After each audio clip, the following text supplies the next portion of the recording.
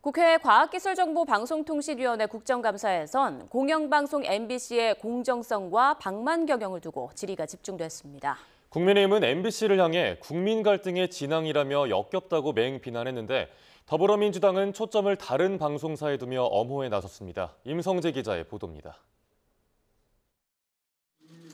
공영방송 3사를 상대로 한 국회 과방위 국감장에서 국민의힘은 MBC 대주주인 방송문화진흥회를 상대로 한 공세에 화력을 집중했습니다. 각종 보도에서 여권엔 가혹한 잣대를 들이대지만 특정 정당, 즉 더불어민주당엔 관대한 언론으로서 볼 수 없는 행동을 한다고 쏘아붙인 겁니다.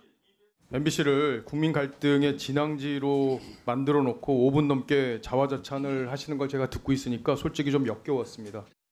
민주당은 그러나 여러 조사에서 국민의 신뢰를 얻지 못하는 공영방송은 MBC가 아닌 KBS라고 반박했습니다. 콘텐츠 경쟁력 볼게요. 박민 사장 KBS 신뢰도 갤럽 조사에서 8.5% 나있어요. MBC 25.3%, MBC가 4배 높아요, 신뢰도가. 과거 MBC 임원진의 업무 추진비 현금 사용 등 고질적으로 지적돼 온 방만 경영 사례도 도마 위에 올랐습니다. 여당은 지난 3년 동안 MBC 고위 간부들이 사용한 업추비가 20억 원에 달한다고 지적했습니다.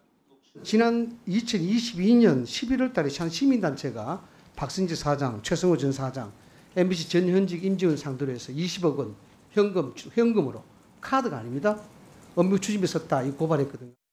박문진 이사장은 국세청의 문제 지적 뒤 제도를 정비했다고 해명했고, 국세청 조사에서 문제라고 지적을 받아서 이번에 저희 이사회에서 그런 제도를 없애라고 해서 그냥 급여화했습니다. 민주당은 최근 MBC의 KBS 사장 등 간부들의 업무 추진비 대폭 증액 보도를 꺼내들며 여당과 초점을 달리했습니다. MBC 보도에 대해서 KBS의 반응은 어땠습니까? 악의적 보도라며 자신들은 법인카드로만 사용하는 만큼 사용 내역이 투명하게 공개되며 감사를 통해 엄격히 통제된다고 오히려 역정을 내었습니다. 하지만 여당은 MBC가 지난 2020년 북한 열병식엔 밤축제라고 제목 붙인 반면 이달 초 국군의 날 시가행진엔 군사정권의 잔재 등을 언급한 점을 고리로 공세의 고삐를 늦추지 않았습니다. 북한 열병식이 밤축제로 꾸몄다라고 보도했습니다. 문재인 정부 때죠. 이번 10월 1일 국군의 날 시가행진에 대해서 군사정권을 방불케 한다, 이렇게 보도하지 않았습니까? 이 과정에서 야당 소속 과방위원장이 여당 질의의원과 박문진 이사장의 나이차 등을 치사하면서 여야 간 설전도 오갔습니다. 증인들께 개인적이고 감정적인 발언은 최대한 자제하는 게 옳겠죠.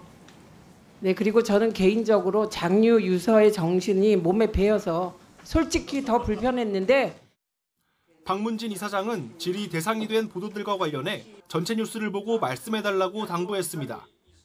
공영방송을 상대로 한 국정감사는 차수 변경을 하며 자정을 넘긴 뒤에 마무리됐습니다.